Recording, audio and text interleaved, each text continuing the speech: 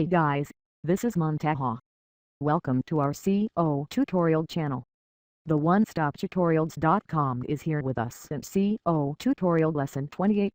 He used many ideas on his channel to keep his content ideas fresh. Here are a few important information for SEO in 2015.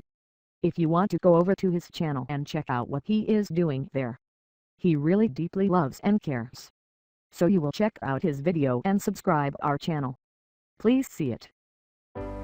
Welcome back to OneStopTutorials.com. We're back again. We're doing really well. We've nearly completed this first page. The rest will be a lot easier.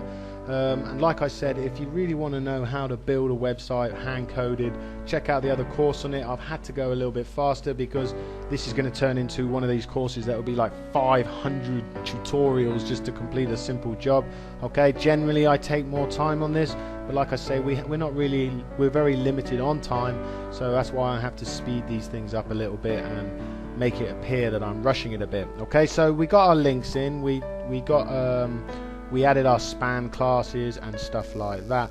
What I want to do now is, before we can go any further really, there's a couple more jobs I need to do. One of them is to make sure that I have all my correct meta information in there.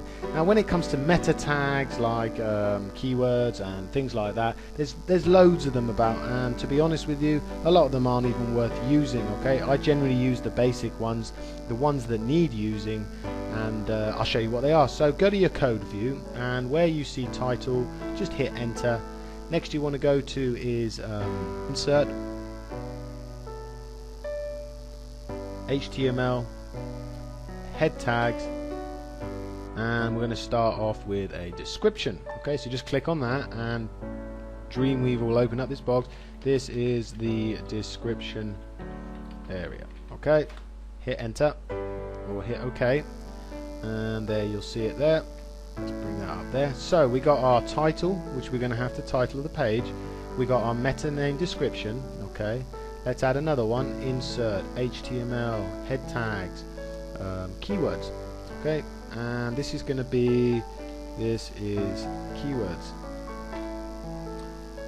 Hit OK, and there we go. These are generally the three that I use. Okay, we're gonna later on, when we actually set up a webmasters Google webmasters account, that we're going to add some more stuff to it, but for the time being this is generally what I use for my keywords. I use my title, I use my description, and I use my keywords. Now you can add others. You can add a copyright one, you can add author one, revisit ones. I mean, there's so many available, but for the time being I'm just going to show you the basics of this, because we don't need to make all the fancy keywords in the background. Okay, I'm going to show you that with these three, these are the main hardcore keywords.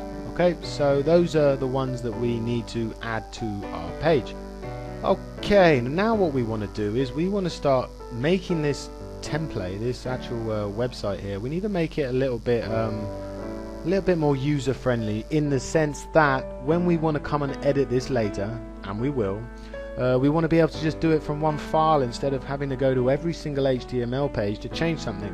The way you do this is called library elements. Okay, now I've done this in the Create Your Own Website course, but it's a good idea to do it again here, because especially as we're dealing with a content-based website and we're going to be adding links very often, it's a good idea to do this. So what you want to do is you want to go to your assets. Okay, your assets, if it's not there, go to Windows and choose assets. Okay, and what this is you want to choose the bottom one. Okay, now the bottom one is called library element. Next thing you want to do is choose this plus sign. We want to create a library element. Now I'm going to call this left nav. Okay, this is going to be called left navigation. Now what this is this is one file that when I apply it to any part of my website, if I come into this one file, if I double left click on it at a later date and change something, it will save it on every page that has this left nav library element. Okay, so what I want to do is I want to take the information inside of here. Sorry about that, that's my dog going mental after something. It's probably a chicken or something. Okay, so I want to take from div class top bar content all the way down to, I'm going to take to the closing div here. Okay, I'm just going to keep it tidy. I'm going to take all of this. I'm going to do a Control C, Command C that. I'm going to come in here. I'm going to come to the code. I'm going to hit enter and I'm going to paste that in there. Okay, so this is my links. This is my whole of my link section, okay, which now means that we have it under a file called left_navigation, and it's an LBI file, which is a library file. Okay, I'm just going to save that, and at the moment nothing will happen because at the moment we haven't applied it to anything. What I'm going to do here is I'm going to delete this in the code view, okay, and I'm going to go to my assets folder, and I'm going to click on left navigation. Now make sure you're actually clicked inside the area that you want it, so the area that you just deleted it, leave your cursor there, okay, come over to your assets, choose the left nav, and then all you do is click this button here, insert, and what that will do is it'll insert that code back in again, and this time it will go yellow. What that means is basically it's a library element, and when you come over to your view here, you'll notice that this is a library element. Now this makes no difference to the code, so when we preview this, everything, fingers crossed, should look okay. There it all is. If we come into view the page source, so we come and look at the code, okay, you'll still notice that this is all here. It's still, all the links are there. All it's telling you is this is an actual library element and this is the name, but it can still read all the code inside of it, okay. So what this means now is, this means that when we come to left navigation bar, and let's say we made this to be something like that, when we go to save it, Control S, it will ask us, it will say, okay, well, do you want to update these files? At the moment we only have this set to one file, so you just simply hit update, okay, and it will tell you, okay, you're done, close that window. When you come back to your index file, you'll now notice it's been updated. This is such a powerful tool that, can you imagine if you had something like 300 web pages, which to be honest is possible. Let's say you had 300 web pages and you wanted to change the links on all those 300 pages. Could you imagine how long it would take, coming in one by one, changing the links? You don't need to do that. If you use a library element, what you can do is, let's just change it back to how it was, go to save that, it will ask us to update, I hit update, telling me it's done, okay, and done. You've just modified your links just like that. So this is why it's so powerful, and I highly recommend that you actually use this, okay. So what do you use this on? What do I put this on? Well, normally you put this on stuff that's going to be on multiple pages, meaning stuff that you think you're going to want to edit. So for instance, this left links, I definitely want it on that. I would more than likely put it on this coffee cake recipe book section, because I might get another coffee cake recipe book that I want to promote, and I can just stick it there.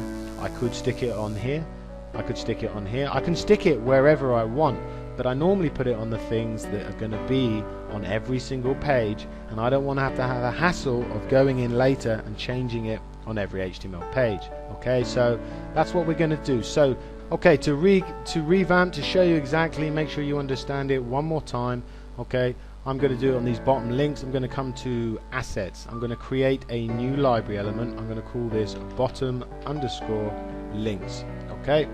I'm going to double left click on that bottom links, it's going to open it up. Next thing I'm going to do is I'm going to come and select this div, okay, the div that wraps around the whole of the links.